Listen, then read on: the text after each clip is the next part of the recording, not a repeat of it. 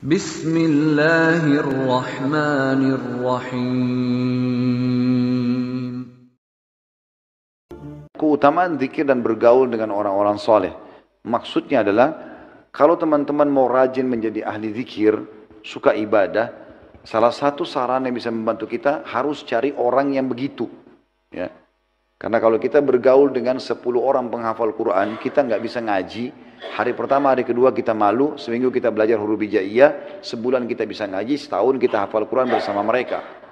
Kalau kita berteman sama orang-orang buruk, maka kita akan terpengaruh sama mereka. Sehebat apapun bapak ibu menganggap imannya.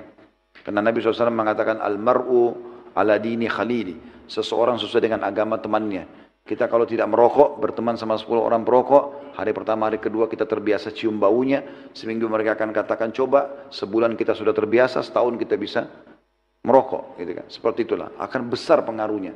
Jangan bilang tidak terpengaruh, karena kita manusia ini makhluk sensitif. Hidung kita bisa bedain busuk dan wangi seketika. Mata kita bisa bedain ini terang dan gelap seketika. Telinga kita bisa bedain mana suara keras dan lembut seketika. Semuanya bisa seketika.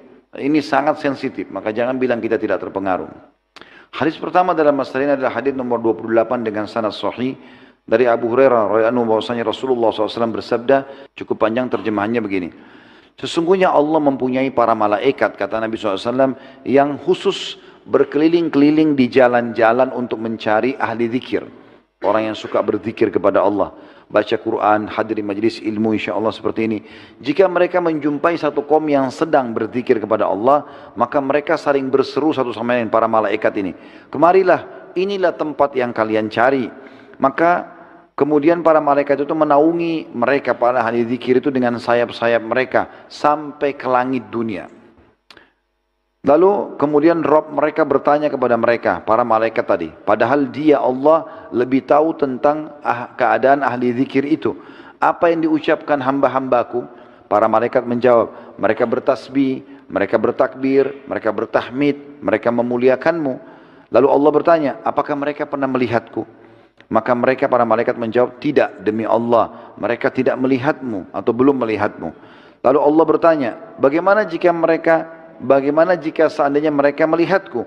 Maka para malaikat menjawab, seandainya mereka melihatmu ya Allah, niscaya mereka akan lebih giat lagi dalam beribadah kepadamu, lebih giat dalam mengagungkanmu, lebih banyak bertasbih kepadamu.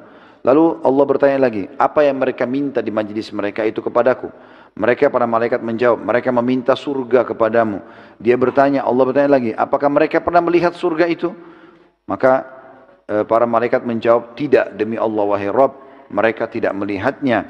Lalu Allah bertanya lagi, bagaimana seandainya mereka sudah melihat atau pernah melihat surga itu? Maka mereka, para malaikat menjawab, seandainya mereka melihatnya, niscaya mereka mereka akan lebih menginginkannya.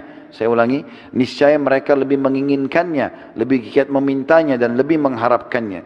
Lalu Allah bertanya lagi, lalu terhadap apa mereka berlindung kepadaku? Maka para malaikat menjawab, mereka berlindung, mereka meminta perlindungan dari neraka. Allah bertanya, apakah mereka sudah pernah melihat neraka itu? Maka para malaikat menjawab, tidak, demi Allah wahai Rabb, mereka tidak pernah melihat neraka itu. Maka Allah bertanya, bagaimana seandainya mereka melihatnya? Maka para malaikat menjawab, seandainya mereka melihatnya, niscaya mereka lebih menjauhinya dan lebih takut terhadapnya.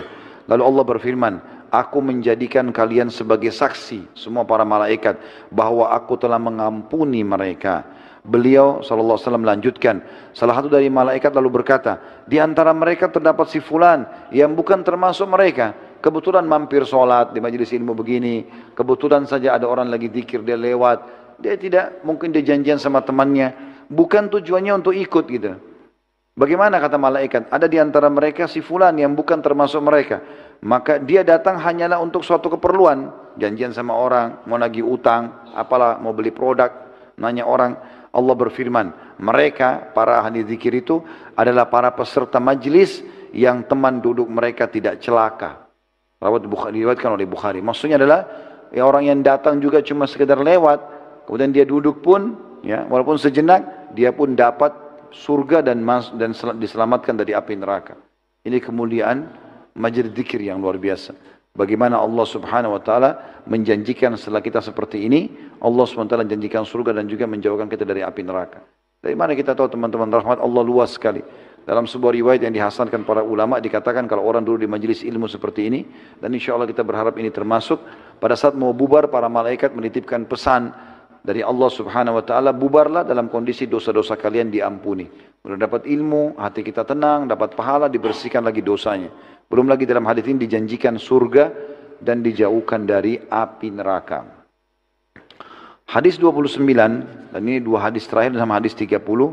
Hadis 29 hadis sahih dari Abu Hurairah radhiyallahu anhu, Nabi SAW bersabda, Inna Allah Azza wa Jalla yaqul ana ma'abdi idha huwa dzakarani wa taharrakat bi syafatahu.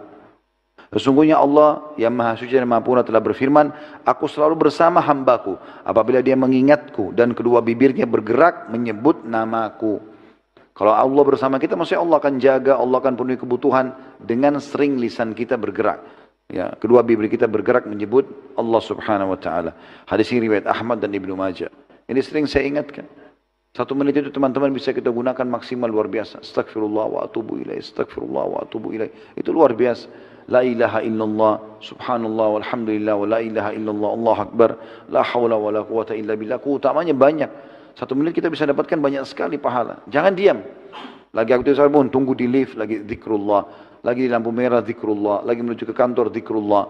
Paling tidak teman-teman sekalian kita putar ceramah misalnya di radio, atau kita melanjutkan zikir pagi petang, itu hal yang luar biasa.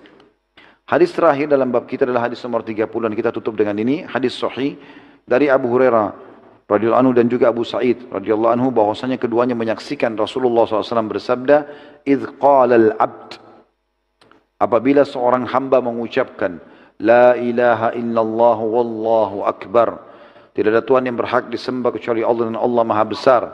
Qala yaqulullahu azza wa jal, maka Allah langsung menjawab, yang Maha Suci dan Maha Purna menjawab, sadaqa abdi la ilaha illa ana wa ana akbar wa idza hambaku telah benar, betul-betul memang tidak ada Tuhan yang berhak disembah kecuali aku dan akulah yang Maha Besar. Wa idza qala al-abd, kalau seorang hamba mengucapkan la ilaha illallah wahdahu, tidak ada Tuhan yang berhak disembah kecuali Dia semata, qala, Allah menjawab, sadaqa abdi la ilaha illa ana wahdi, maka Allah menjawab, hambaku benar, memang tidak ada Tuhan yang berhak disembah kecuali aku semata. Wa idh qal, kalau dia mengucapkan la ilaha illallah la syarikalah, tidak ada Tuhan yang berhak disembah kecuali Allah dan tidak ada sekutu baginya, qala, Allah berfirman, sadaqa abdi la ilaha illa ana wa la syarika li, hambaku telah benar, tidak ada Tuhan yang berhak disembah kecuali aku dan tidak ada sekutu bagiku. Wa idza qala abd, kalau hamba berkata lagi la ilaha illallah lahul mulku wa lahul hamd, tidak ada Tuhan yang berhak disembah kecuali Allah yang memiliki kekuasaan dan memiliki juga pujian. Qala, Allah berfirman, sadaqa abdi la ilaha illa ana liyal mulku wa liyal hamd, hambaku telah benar, memang tidak ada Tuhan yang berhak disembah kecuali aku, milikkulah kerajaan dan milikkulah puji-pujian. Wa idza qala al-abd, kalau seorang hamba berkata lagi la ilaha illallah wala haula wala quwata illa billah, tidak ada Tuhan yang berhak disembah kecuali Allah dan tidak ada daya dan kekuatan kecuali dengan pertolongan Allah, qala sadaqa abdi, maka Allah menjawab, hambaku benar, la ilaha illa ana wala haula wala quwata illa bi, tidak ada Tuhan yang berhak disembah kecuali aku dan memang tidak ada daya dan kekuatan kecuali dengan pertolonganku. Hadis ini riwayat Ibnu Majah, Tirmidzi, Ibnu Humaid dan Ibnu Hibban dan disahihkan oleh Syekh Albani. Hadis ini teman-teman menggambarkan kepada kita bagaimana orang yang berzikir kepada Allah, yang pertama adalah langsung direspon oleh Allah. Apapun yang kita ucapkan, Allah respon langsung, menandakan Allah SWT mendengarnya dan Allah akan balas langsung. Yang kedua, Allah Subhanahu wa taala memastikan bahwasanya memang semua kebutuhannya akan dipenuhi.